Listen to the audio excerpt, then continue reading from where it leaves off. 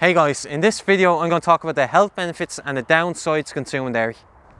Dairy is a tasty, convenient and nutritious food. However, it can also have adverse effects on your health if it's highly processed or if you have any allergies, sensitivities or intolerances to dairy. Ideally you want to buy dairy that's raw, grass-fed and organic. Raw dairy is dairy that's unprocessed, unpasteurized and unhomogenized.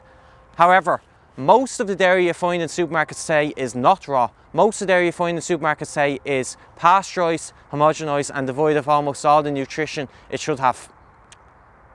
Pasteurization, named after scientist Louis Pasteur, is when dairy is heated to below boiling point to destroy potentially harmful bacteria and then quickly cooled. This destroys some of the vitamins and beneficial active enzymes in dairy. However, raw milk is unquestionably a vulnerable product, and like many food substances can contain pathogens. Drinking raw milk from an infected herd can indeed carry risks, the most serious one being E. coli 0157, a dangerous pathogen that can cause kidney failure. So if you're going to drink raw milk, then drink it from a trusted source like an organic farm or a trusted site or something. But if you're pregnant, or if you're a child, or if you've got any chronic illness, or if you're an elderly person, then you should avoid raw milk. And if you were to buy raw milk in those circumstances, then make sure to boil it first. Ultra-Pasteurisation.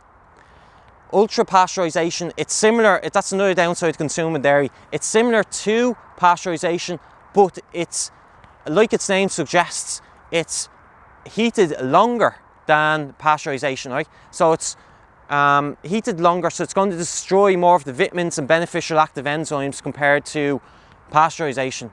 So the reason why they do that is make it shelf stable. So you should try and avoid ultra-pasteurization as much as you can. Homogenization, and homogenization is a newer technology compared to pasteurization, okay? It's usually done after pasteurization. And homogenization is where they shrink the fat globules down. And the purpose of doing that is in the milk. They do that because they want to make it more consistent, the milk more consistent. Because if they don't do that, then all the cream will rise to the top of the milk, okay? Because if you ever heard the saying, the cream of the crop means the best at something, or the best, someone is the best at something, or something is the best. So the cream of the crop.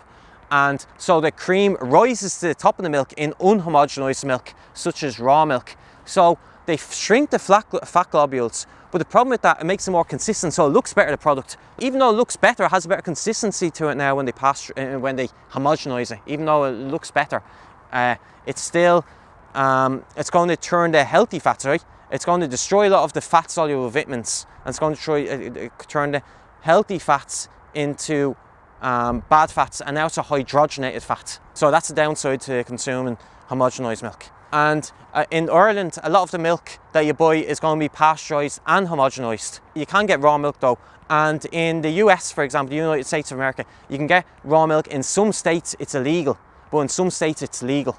And then in countries like Italy, it's been legal to buy raw milk from vending machines since 2004.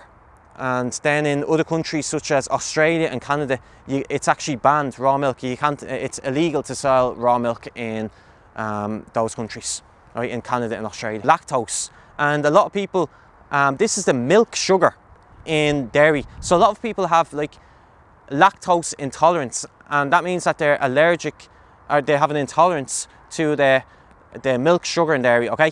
And that's because they lack enough of the enzyme called lactase. So you lack the enzyme lactase, right? And that's going to show up in issues such as bloating. So if you get symptoms such as bloating, diarrhea, gas, those type of issues, okay? Digestive issues. Some people think they have lactose intolerance, but they may actually have another thing which is called milk protein allergy. See, there's two main proteins in milk, in whole milk.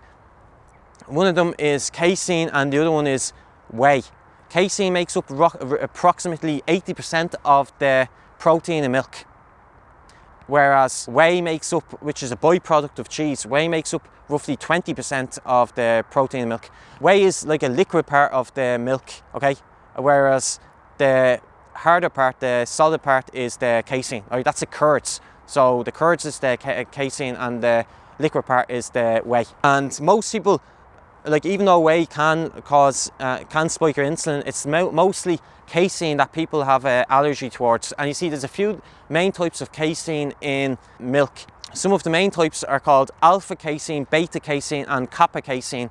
And beta casein can be broken down even further into A1 and A2 beta casein. It used to be only A2 beta casein, but what happened was there was a genetic mutation a couple of years ago. A1 beta casein causes a lot of problems for people because it causes inflammatory problems and leaky gut, because it produces a small peptide amino acid, a small 7 peptide amino acid called BCM7, which stands for beta-masomorphine 7, beta casomorphine 7. So there you go.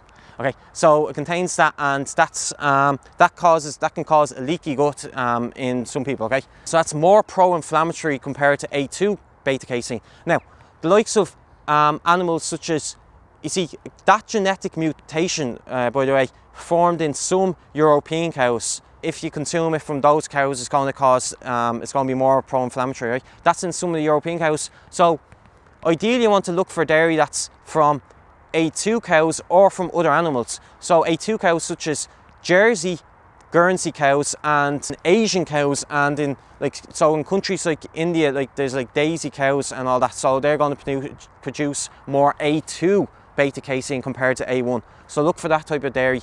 And also other animals such as sheep, goats, buffalo. Okay, sheep, goats. So that's what you should be consuming: sheep, goats, dairy, and buffalo dairy. And if you have to consume cow's dairy, then, as I said, try and get like Guernsey cow, consume dairy from Guernsey cows or Jersey cows. So if you still have a problem after drinking lactose-free milk, then maybe it's the casein that you have a problem to, not the lactose. Okay. And casein protein allergy can show up in a number of ways. Like, it's a bit different compared to lactose, because you'll get issues such as mucus and stuffy nose. So that's more got to do with the casein. So as where you get with the lactose, you get like digestive issues such as bloating. Then with casein, you get like mucus or phlegm, etc., and stuffy nose, etc. Dairy is very insulinogenic, so it spikes your blood sugar levels. So people think it's just the sugar in dairy that's going to spike your insulin levels. Okay, but it's actually not just the lactose, but it's actually the carbs plus the protein in dairy that causes this insulin spike. Okay, so products such as milk and yogurt, they're going to cause the most insulin spikes compared to other dairy products containing less protein and carbs such as butter. So that contains less of them. That's going to be higher in fat, so that's not going to be as insulinogenic as milk and yogurt. Because of all these downsides to consuming dairy, it should be quite clear that you should be consuming raw, grass-fed and organic. Now, if you can't get raw, then at least aim for dairy that's grass-fed and organic. Organic dairy means that the dairy doesn't contain artificial fertilizers, it doesn't contain pesticides, herbicides, it's GMO-free, also known as GM-free in some countries, and it also doesn't contain any byproducts. If you live in America, there's an artificial growth hormone that's fed to cows called recombinant bovine growth hormone, which is a growth hormone fed into cows. Okay, it's also called RBST, and that's given to cows to produce higher levels of milk production. That can cause problems and that can make the cow sick. So that's another thing that's not given to cows. It's banned in other countries such as Argentina, Japan, in Europe, Canada. It's banned in all those countries, New Zealand. So if you live in America, then look for RBST free products or organic. It's not going to be injected with these growth hormones. So you look for certified organic. That's a certification to say that it's definitely going to be 100% organic, the product. Even though organic farming practices can be beneficial to your health, it's more so important that you make sure that the product is grass-fed, that it's from grass-fed dairy.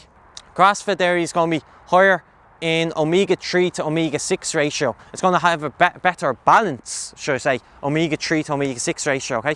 Because If you're going to consume dairy from cows that are grain fed, then they're going to be higher in, they're going to have a higher omega-3 to omega-6 ratio. So it's going to be like just say for example 1 to 10 ratio, whereas with grass-fed it's going to be a lot better, the ratio. Ideally you want the diet with a ratio of 1 to 1 or at least 1 to 4 omega-3 to omega-6 ratio. If you consume too much, consuming too much omega-6 can lead to systemic inflammation and obesity. Omega-3 polyunsaturated fatty acids are important for normal human health and growth and have anti-inflammatory effects. The main omega-3 polyunsaturated fatty acids important to human health are ALA, EPA and DHA. ALA is usually found in plants, whereas with EPA and DHA, they're usually found in oily fish. That's one of the best sources. Okay. Now there's some omega-3 in dairy products from grass-fed. Now I'm talking grass-fed dairy, but it's not too much. CLA, that's also higher in grass-fed dairy compared to grain-fed. And CLA is an unsaturated fatty acid, and that can help protect the heart and suppress tumours. So that's a benefit of CLA, conjugated linoleic acid. Grass-fed dairy is also good because it's high in fat-soluble vitamins, vitamin A, vitamin D, vitamin E and vitamin K2. And vitamin A is good because it's good for healthy skin, and then vitamin K2 is good because it's good for reducing or preventing arterial plaque. In the next video I'm going to talk about the dairy products, the different types of dairy products and their health benefits and the different ways you can add them to your diet. So stay tuned for that, and hope you enjoyed this video, and make sure to like, share, subscribe, and I'll see you soon.